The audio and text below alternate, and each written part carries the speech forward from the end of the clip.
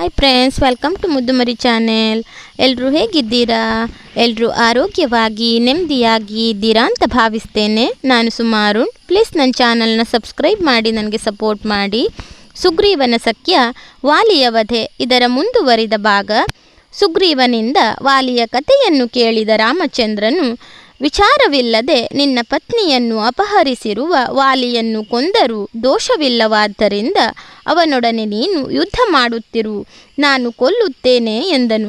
ಹರ್ಷಗೊಂಡ ಸುಗ್ರೀವನು, ಪ್ರಭು, ನಾನು ಹೆಚ್ಚು ಕಾಲ ಅವನೊಂದಿಗೆ ನಿಂತು ಯುದ್ಧ ಮಾಡುವಂತಿಲ್ಲ.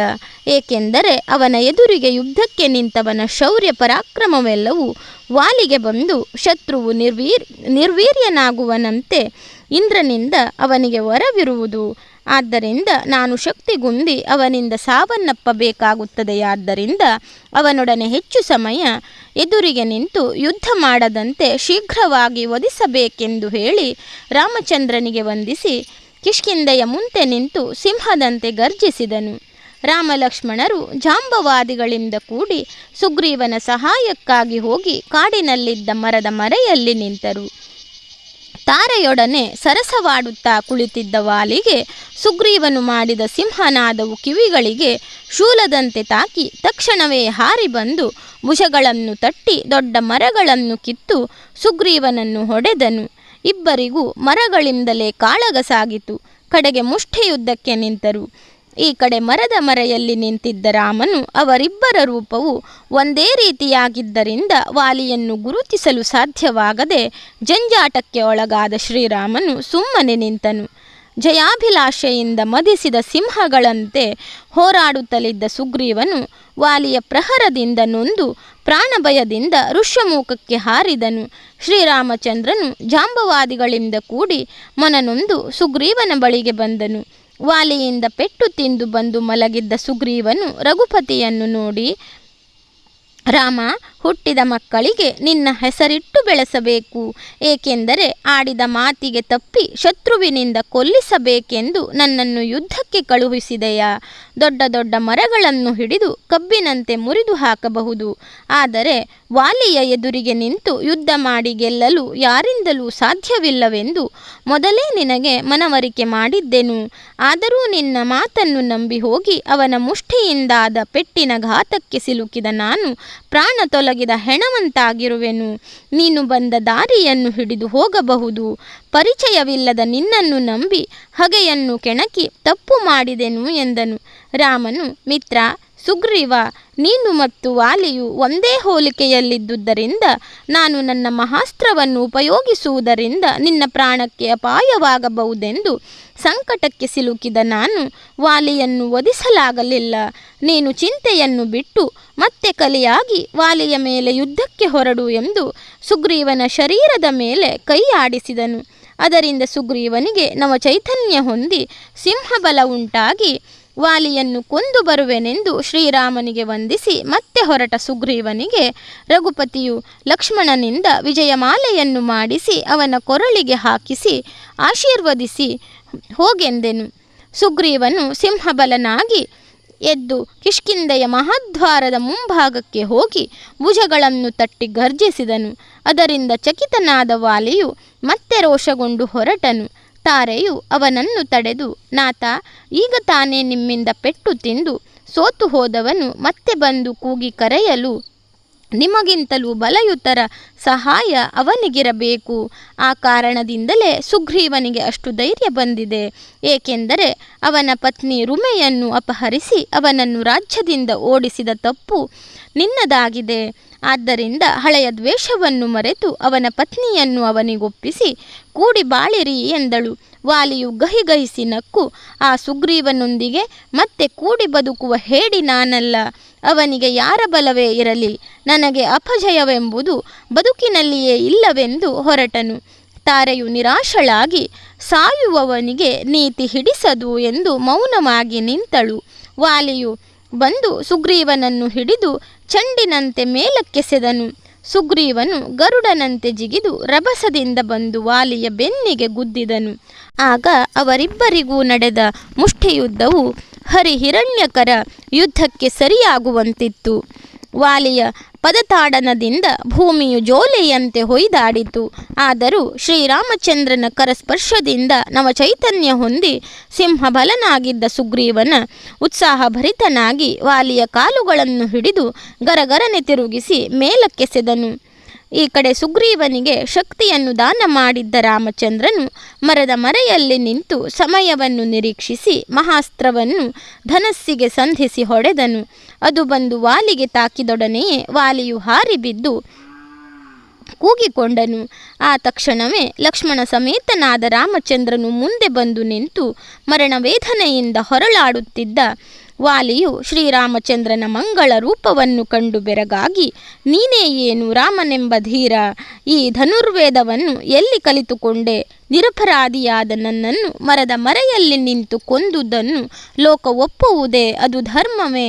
ನೀನು ನ್ಯಾಯವನ್ನು ಧರ್ಮವನ್ನು ಸಮಯಕ್ಕೆ ತಕ್ಕ ಆಲೋಚನೆಯನ್ನು ಅರಿತವನಾಗಿದ್ದರೆ ನಿನ್ನ ಪತ್ನಿಯನ್ನು ಅಪಹರಿಸಿರುವ ರಾವಣನನ್ನು ಬಾಲದಿಂದ ಕಟ್ಟಿ ನಿನ್ನ ಪದತಲದಲ್ಲಿ ಹಾಕಿ ಅವನ ಕುಲವನ್ನು ನಾಶ ಮಾಡಿ ನಿನ್ನ ಪತ್ನಿಯನ್ನು ತಂದು ನಿನಗೊಪ್ಪಿಸುತ್ತಿದ್ದ ನನ್ನ ಸಹಾಯವನ್ನು ಪಡೆಯದೆ ಅಬಲನಾದ ನನ್ನ ತಮ್ಮನ ಸಹಾಯವನ್ನು ಹೊಂದಿ ನನ್ನನ್ನು ವಧೆ ಮಾಡುತ್ತಿದ್ದೆಯಾ? ನೀನು ನೀತಿಯನ್ನು ಅನೀತಿಯನ್ನು ತಿಳಿದವನಲ್ಲ ಎಂದನು. ಶ್ರೀರಾಮಚಂದ್ರನು ವಾಲಿಯನ್ನು ನೋಡಿ, ನೀನು ಕಪಿಬುದ್ಧಿಗೆ ತಕ್ಕಂತೆ ಮಾತನಾಡುತ್ತಿರುವೆ. ಅದರಿಂದ ನನಗೆ ವ್ಯಥೆಯಾಗಲಿ ಅಪಮಾನವಾಗಲಿ ಇಲ್ಲ. ಏಕೆಂದರೆ ನೀನು ನನ್ನನ್ನು ಕೊಂದುದು ಧರ್ಮವೇ ಎಂದು ಕೇಳಿದೆಯಲ್ಲವೇ? ಧರ್ಮದ ವ್ಯಾಖ್ಯಾನವನ್ನೇ ಮಾಡಿದೆ.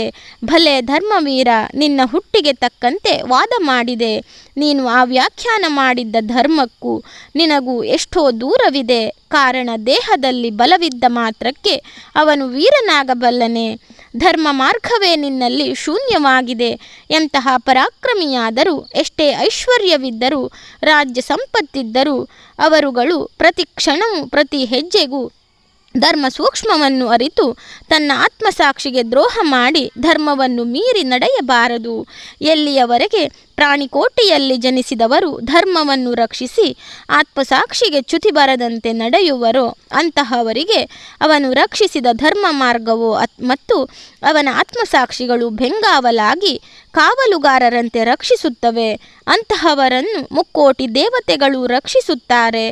ಆದರೆ ಅದು ನಿನ್ನಲ್ಲಿ ಇಲ್ಲವಾಗಿದೆ. ನೀನೇ ಹೇಳಿದಂತೆ ಅಬಲನಾದ ಹಾಗೂ ನಿರಪರಾಧಿಯಾದ ನಿನ್ನ ತಮ್ಮನನ್ನು ಯುಕ್ತಾಯುಕ್ತ ವಿಮರ್ಶೆ ಮಾಡದೆ ರಾಜ್ಯದಿಂದ ಹೊಡೆದಟ್ಟಿ ಅವನ ಪತ್ನಿಯನ್ನು ನಿನ್ನ ರಾಣಿವಾಸಕ್ಕೆ ಸೇರಿಸಿಕೊಂಡು ಅವಳಲ್ಲಿ ರಮಿಸುತ್ತಿರುವೆ. ಇದು ಧರ್ಮವೇ? ಇನ್ನು ನನ್ನನ್ನು ಕೊಲ್ಲಲು ಕಾರಣವೇನೆಂಬುದಾಗಿ ಕೇಳಿದೆಯಲ್ಲವೇ? ನಾನಲ್ಲ ಕೊಂದದ್ದು.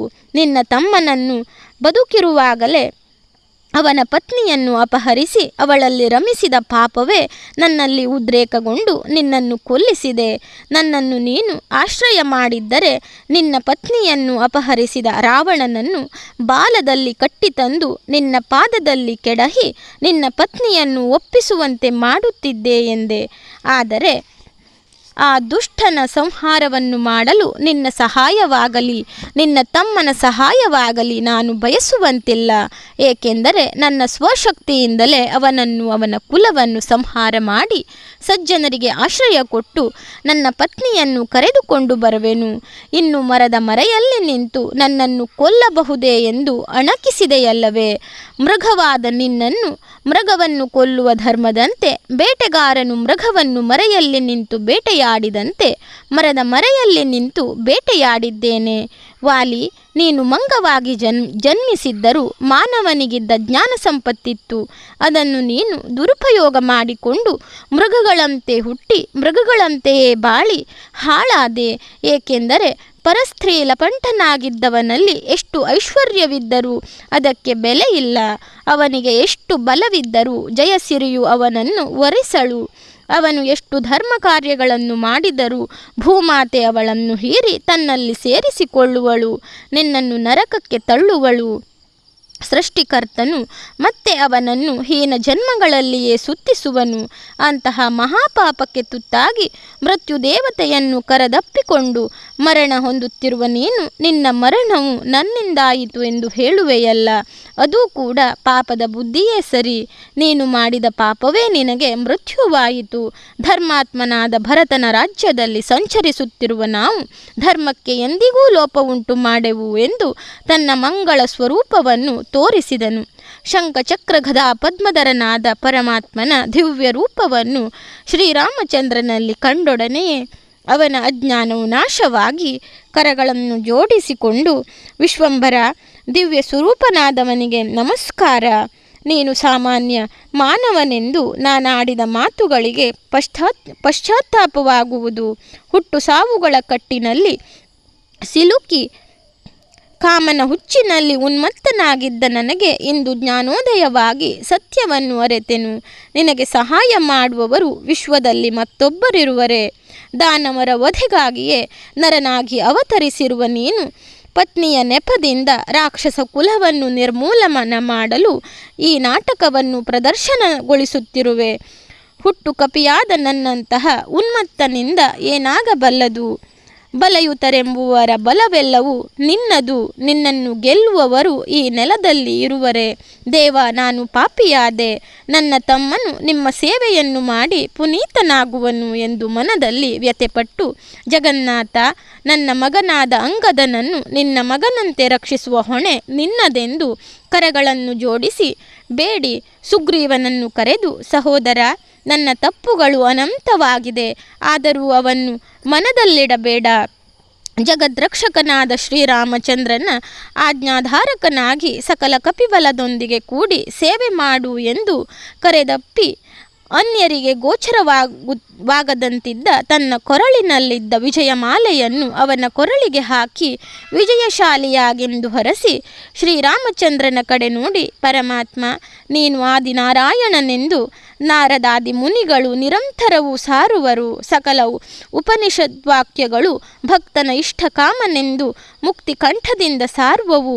ನಿನ್ನ ದರ್ಶನ ಮಾತ್ರದಿಂದ ಸಕಲ ಪಾಪಗಳು ಉರಿದು ಹೋಗುವುದರಿಂದ ನಾನು ಇಂದಿನವರೆಗೂ ಮಾಡಿದ ಪಾಪವು ನಿನ್ನ ಬಾಣದಿಂದ ಉರಿದು ಹೋಯಿತು. ಜನನ ಮರಣರಹಿತನಾದ ಮುಕ್ತಿ ಸಿರಿಯು ನನ್ನನ್ನು ಕರಪಿಡಿದು ವರಿಸುವಳು. ನಾನಿಂದು ಧನ್ಯನಾದೆ. ನನಗೆ ಬಯಕೆ ಬೇರಿಲ್ಲ, ಆದರೂ ಒಂದುಂಟು, ಅದನ್ನು ಸಲ್ಲಿಸು. ಅದಾವುದೆಂದರೆ ನನ್ನ ದೇಹದಲ್ಲಿ ನೆಟ್ಟಿರುವ ಅಮೋಘವಾದ ನಿನ್ನ ಬಾಣವನ್ನು ತೆಗೆದು ನನ್ನ ಆತ್ಮವನ್ನು ನಿನ್ನಲ್ಲಿ ಐಕ್ಯ ಮಾಡಿಕೋ ಎಂದು ಪ್ರಾರ್ಥಿಸಿದನು. ಕೂಡಲೇ ರಾಮಚಂದ್ರನು ತನ್ನ ಬಾಣವನ್ನು ದೇಹದಿಂದ ಹೊರತೆಗೆದು ಆ ತಕ್ಷಣವೇ ವಾಲಿಯ ಪ್ರಾಣವನ್ನು ನೀಗಿದನು. ಅನಂತರ ಸುಗ್ರೀವನು ವಾಲಿಯ ಶರೀರದ ಮೇಲೆ ಬಿದ್ದು ರೋಧಿಸುತ್ತಾ ರಾಮಚಂದ್ರನನ್ನು ನೋಡಿ, ದೇವ, ಹೆಣ್ಣಿನ ಆಸೆಯಿಂದ ಅಣ್ಣನನ್ನು ಕೊಲ್ಲಿಸಿದನೆಂಬ ಲೋಕನಿಂದನೆಗೆ ಗುರಿಯಾದೆ. ನನ್ನನ್ನೂ ಸಹ ಕೊಂದು ಬಿಡು. ಅಂಗದನು ಹನುಮ, ನಳ, ಜಾಂಬವಾದಿಗಳ ಜೊತೆಗೂಡಿಕೊಂಡು ನಿಮ್ಮ ಸೇವೆ ಮಾಡುವರು ಎಂದು ಹೇಳಿದನು. ಶ್ರೀರಾಮಚಂದ್ರನು ಸುಗ್ರೀವನನ್ನು ನೋಡಿ, ಮಿತ್ರ, ನೀನು ಅಪ್ಪಿಕೊಂಡು ದುಃಖಿಸುತ್ತಿರುವ ವಾಲಿಯು ನಿನಗೆ ಎಷ್ಟು ಜನ್ಮಗಳಿಂದಲೂ ನಿನಗೆ ಅಣ್ಣನೇ ಅಲ್ಲ, ಬಹುಜನ್ಮಗಳಿಂದಲೂ ಶತ್ರುವಾಗಿಯೇ ಇದ್ದನು. ಆ ಕಾರಣದಿಂದಲೇ ಸುಖಕ್ಕೆ ಕುಂದನ್ನುಂಟು ಮಾಡಿ ನಿನ್ನ ಪತ್ನಿಯನ್ನಪಹರಿಸಿ ನಿನಗೆ ದ್ವೇಷಿಯಾದನು. ನನ್ನ ಬಾಣವು ಅವನ ದೇಹಕ್ಕೆ ತಾಗಿ ಹಿಂದಿನ ಜನ್ಮಸ್ಮರಣೆ ಉಂಟಾಗಿ ಮತ್ತೆ ಜ್ಞಾನ ಮೂಡಿ ನಿನ್ನಲ್ಲಿ ಮರುಕ ಉಂಟಾಗಿ ಕ್ಷಮೆಯಾಚಿಸಿದನು. ಅದು ಆಗ ಮಾತ್ರ. ಅಷ್ಟರಲ್ಲಿ ಅವನ ಪ್ರಾಣವು ಹಾರಿಹೋಯಿತು. ಅವನಿಗೋಸ್ಕರವಾಗಿ ನೀನೇಕೆ ದುಃಖಿಸುವೆ ಎಂದು ಹೇಳಿದನು. ಶ್ರೀರಾಮಚಂದ್ರನ ಅಮೃತ ವಾಕ್ಯಗಳಿಗೆ ಆನಂದಿತನಾದ ಸುಗ್ರೀವನು ದುಃಖವನ್ನು ಮರೆತು ನಮಸ್ಕರಿಸಿ ನಿಂತನು. ಕಿಷ್ಕಿಂಧೆಯಲ್ಲಿ ವಾಲಿಯ ಮೃತನಾದ ಸುದ್ದಿಯು ಹಬ್ಬಿ ಅಂತಃಪುರದ ನಾರಿಯರು ತಾರೆಯಿಂದ ಒಡಗೂಡಿ ಬಂದು ಅವನ ದೇಹದ ಮೇಲೆ ಬಿದ್ದು ದುಃಖದಿಂದ ಹೊರಳಾಡಿದರು. ತಮ್ಮನ ಹೆಂಡತಿಯನ್ನು ಅಪಹರಿಸಿ ರಮಿಸುವುದು ಮಹಾಪಾಪವೆಂದು ನಾನಾ ಸಾರಿ ಹೇಳಿದರೂ ಕಡೆಗೂ ಕೇಳದೆ ಅದನ್ನೇ ಸಾಧಿಸಿ ಆ ಪಾಪದಿಂದಲೇ ಬಲರಹಿತನಾಗಿ ಸತ್ತು ಬಿದ್ದಿರುವೆ. ಬಹುಕಾಲ ನಿನ್ನ ಜೊತೆಯಲ್ಲಿದ್ದ ನಾನು ನಿನ್ನನ್ನಗಲಿ ಹೇಗೆ ಜೀವಿಸಲಿ ಎಂದು ಬಹುವಿಧವಾಗಿ ಪ್ರಲಾಪಿಸುತ್ತಾ ಇದ್ದ ತಾರೆಯನ್ನು ರಾಮಚಂದ್ರನು ನೋಡಿ, ಸಾಧ್ವಿ, ವಾಲಿಯ ಸಾವಿಗೆ ಕಾರಣವನ್ನರಿತ ನೀನು ದುಃಖಿಸುತ್ತಿರುವುದೇಕೆ? ಮರಣವು ಪ್ರತಿಯೊಬ್ಬರಿಗೂ ಒಂದೊಂದು ಸಮಯದಲ್ಲಿ ಒಂದೊಂದು ಕಾರಣದಿಂದಾಗಿ ಸಂಭವಿಸುತ್ತದೆ. ಹುಟ್ಟು ಸಾವುಗಳಿಂದ ಬಿಗಿಬಡೆದಿರುವ ಮೃತ್ಯುಲೋಕದಲ್ಲಿ ಹುಟ್ಟಿದವರಿಗೆ ಸ್ಥಿರವಾದ ಆಯುಷ್ಯವು ಇರುವುದಾರಿಗೆ ಇದು ಪ್ರಕೃತಿ ಲೀಲೆ. ಒಂದೊಂದು ಕಾರಣದಿಂದ ಪ್ರತಿ ಜೀವಿಗಳಿಗೂ ಗಂಡ ಹೆಂಡತಿ, ಮಕ್ಕಳು ಮೊಮ್ಮಕ್ಕಳು, ಅಣ್ಣ ತಮ್ಮ, ಅಕ್ಕ ತಂಗಿ, ಗುರು ಶಿಷ್ಯ, ಸ್ನೇಹಿತ, ಅಳಿಯ ಮಗಳು ಇತ್ಯಾದಿ ಸಂಬಂಧ ಉಂಟಾಗಿ ಕರ್ಮ ವ್ಯತ್ಯಾಸದಿಂದ ಮರೆಯಾಗಿ ದುಃಖಕ್ಕೆ ಎಡೆ ಮಾಡಿಕೊಡುತ್ತದೆ. ಆದರೆ ವಿವೇಕಿಗಳು ಆ ದುಃಖಕ್ಕೆ ಎಡೆಗೊಡದೆ ಎಲ್ಲವೂ ಪ್ರಕೃತಿಯಲ್ಲಿ ಸೃಷ್ಟಿ ನಿಯಮವೆಂಬುದನ್ನರಿತು ದುಃಖರಹಿತವಾದ ಸುಖದ ಬಯಕೆಯಿಂದ ಸಾಧನೆ ಸತ್ಕರ್ಮಗಳನ್ನು ಸಾಧು ಸದ್ಗುರುಗಳ ಸೇವೆಯನ್ನು ಮಾಡಿ ಮುಕ್ತರಾಗಬೇಕು. ನೀನು ಈವರೆಗೂ ವಾಲಿಗೆ ಪತ್ನಿಯಾಗಿದ್ದರೂ ನೀತಿಬಾಹಿರನಾದ ಅವನಿಗೆ ನಿರಂತರವೂ ಅನೇಕ ನೀತಿಗಳನ್ನು ಹೇಳಿ ಅವನನ್ನು ಧರ್ಮ ಮಾರ್ಗಕ್ಕೆ ತರಲು ಪ್ರಯತ್ನಿಸಿದೆ. ಆದರೂ ನಿನ್ನ ಹಿತೋಕ್ತಿಗಳನ್ನು ಕೇಳದೇ ಇದ್ದುದರಿಂದ ಅವನು ಮಾಡಿದ ಪಾಪವೇ ಅವನಿಗೆ ಮೃತ್ಯುವಾಯಿತು. ರವಿಕುಲದ ರಾಜಧರ್ಮವನ್ನು ಮೀರಿ ನಡೆಯರು, ದುಃಖವನ್ನು ಬಿಡು ಎಂದು ಆಶೀರ್ವದಿಸಿದನು. ರಘುಪತಿಯ ಅಮೃತೋಮಯವಾದ ಹಿತನುಡಿಗಳಿಗೆ ದುಗಡರಹಿತಳಾದ ತಾರೆಯು ಶ್ರೀರಾಮನಿಗೆ ವಂದಿಸಿ ಧರ್ಮದೂಷಿಕನನ್ನು ಮರ್ದಿಸಿ ಧರ್ಮವನ್ನು ಉದ್ಧರಿಸಲು ನರರೂಪದಿಂದ ಅವತರಿಸಿರುವ ಹರಿಯು ನೀನೆಂಬುದನ್ನು ನಾನು ಅಂಜನಾದೇವಿಯಿಂದ ತಿಳಿದಿರುವೆನು. ನಿನ್ನ ಮಂಗಳಾಕಾರವನ್ನು ನೋಡಿದ ಮೇಲೆ ನನ್ನ ದುಃಖವು ಜನ್ಮ ಜನ್ಮದ ಪಾಪಗಳು ದೂರ ಸರಿದವು. ನಿಮ್ಮ ಅಮೃತೋಮಯವಾದ ಮಹಾವಾಕ್ಯಗಳು ನನಗೆ ನಿತ್ಯಾನಂದ ಸುಖದ ಅಮೃತಧಾರೆಯನ್ನು ಸುರಿಸಿದಂತಾಯಿತು. ಧನ್ಯಳಾದೆ ಪ್ರಭು ಎಂದು ಮತ್ತೆ ಶ್ರೀರಾಮಚಂದ್ರನ ಪಾದಗಳಿಗೆ ವಂದಿಸಿ ದುಃಖರಹಿತಳಾದಳು. ಅನಂತರ ವಾಲಿಯು ದೇಹವನ್ನು ಸುಗ್ರೀವ ಅಂಗದರಿಂದ ದಹನ ಮಾಡಿಸಿ ಕ್ರಿಯಾದಿಗಳು ಪೂರ್ತಿಯಾದೊಡನೆ ಕಪಿಗಳಿಂದ ಸಕಲ ಪುಣ್ಯತೀರ್ಥಗಳಿಂದ ಶುದ್ಧ ಜಲವನ್ನು ತರಿಸಿ ಲಕ್ಷ್ಮಣನಿಂದ ಕಿಷ್ಕಿಂಧೆಯ ಅರಸುತನಕ್ಕೆ ಸುಗ್ರೀವನಿಗೆ ಪಟ್ಟಾಭಿಷೇಕವನ್ನು ಅಂಗದನಿಗೆ ಯುವರಾಜ ಪಟ್ಟಾಭಿಷೇಕವನ್ನು ಮಾಡಿಸಿದನು ಎಂಬಲ್ಲಿಗೆ ವಾಲಿಯ ವಧೆ ಎಂಬ ಅಧ್ಯಾಯವು ಮುಕ್ತಾಯವಾಯಿತು. ರಾಮಾಯಣದ ಕಥೆಗಳೆಲ್ಲ ನಿಮಗೆ ಇಷ್ಟವಾಗ್ತಾ ಇದ್ದರೆ ದಯವಿಟ್ಟು ನನ್ನ ಚಾನಲನ್ನು ಸಬ್ಸ್ಕ್ರೈಬ್ ಮಾಡದೆ ನೋಡ್ತಾ ಇರುವವರು ಸಬ್ಸ್ಕ್ರೈಬ್ ಮಾಡಿ, ಆಲ್ ಅಂತ ಸೆಲೆಕ್ಟ್ ಮಾಡ್ಕೊಳ್ಳಿ, ಶೇರ್ ಮಾಡಿ, ಲೈಕ್ ಮಾಡಿ, ಕಮೆಂಟ್ ಮಾಡಿ.